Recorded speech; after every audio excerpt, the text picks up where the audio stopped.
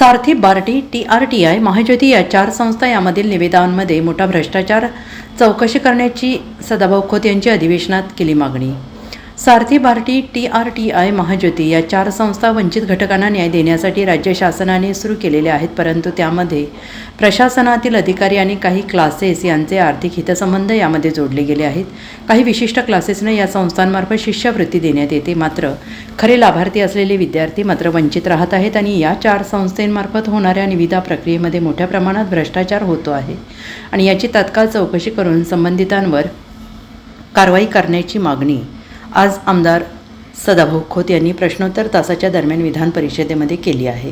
या समितीची कार्यकक्षा काय असेल हे स्पष्ट होणं गरजेचं आहे आणि सभापती महोदय, एका बाजूला आपण डिजिटल क्रांती झाली, प्रश्न विचारता मग ऑनलाईन 19 मिनिट झाले हा प्रश्न सुरू आहे, विद्यार्थी निवडायला काय हरकत आहे, आणि दुसऱ्या बाजूला ह्या ज्या 3-4 संस्था आहेत या 4 संस्थेमध्ये ज्या संस्थेची क्लाससाठी निवड होती त्याच संस्था त्यांची निवड होती, त्यांचं ऑफिस औरंगाबादला, कामकाज पुण्याला, दुसऱ्या बाजूला माझ्या गावातल्या विद्यार्थ्याला जर तो पास झाला असेल तर त्याला त्याच्या इच्छेनं तो तालुक्याच्या ठिकाणी जाईल क्लासमध्ये, अकॅडमीमध्ये प्रशिक्षण घ्यायला, त्यानं पुण्यालाच का आलं पाहिजे, मुंबईलाच का आलं पाहिजे?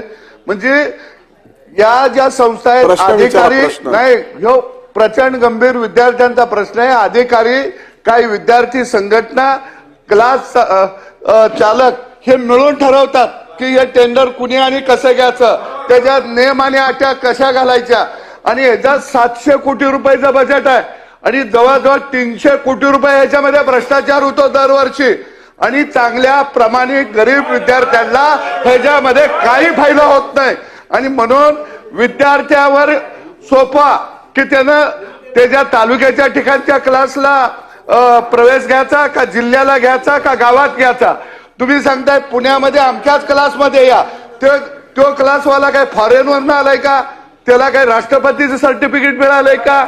म्हणजे एका बाजूला भ्रष्टाचाराला ह्या 4ही संस्था वाव देत आहेत आणि मी एक सभापती महोदय हे म्हणतात पारदर्शक काम चाललंय, मंत्री महोदय म्हणतात, यांच्या मी 3ही खात्याला पत्र लिहिली सचिवांना की मला ही जी माहिती द्या, मी आमदार असून 1 महिना झाला मला माहिती मिळत नाही। म्हणजे नेमके तुम्ही तुमच्यात जर पारदर्शकतापणा आहे तर सामाजिक न्याय विभागाने मला माहिती दिली नाही, पुन्हा महाज्योतीची माहिती मिळाली नाही, आदिवासी विभागाची माहिती मिळाली नाही, म्हणजे आमदारांना तुम्ही माहिती देत नाही, नेमकी देणार आहे कुणाला? ही पत्र माझ्याकडे येतं।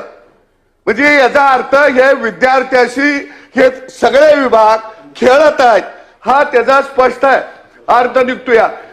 आणि तेच विद्यार्थी, जे विद्यार्थी नापास होतात 5-5 वर्ष, त्याच विद्यार्थ्यांना प्रवेश दिला जातो। मंत्री महोदय, त्या बाबतीमध्ये मी पहिल्यांदा सांगितलं की विद्यार्थ्यावर कोणतंही बंधन नाही, कुठे त्यांनी प्रवेश घ्यावा, कोणत्या संस्थेत घ्यावा। 176 आमच्या संस्था आपण निवड केलेल्या आहेत, त्याच्या 176 आहे, तो एक संस्था नाही, 176 आहेत। त्याच्यामध्ये कोणत्या संस्थेमध्ये विद्यार्थ्यांनी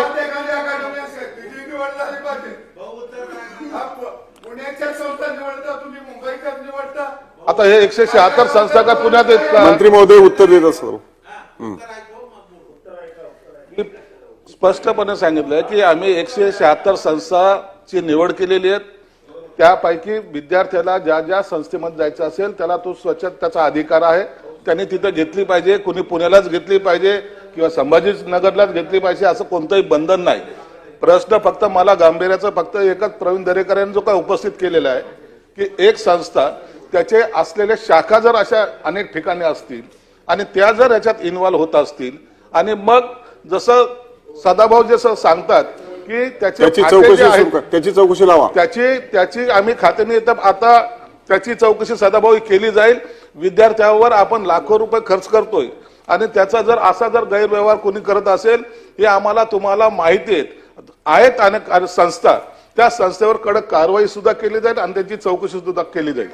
bureau report, SBN Marathi, Nashik.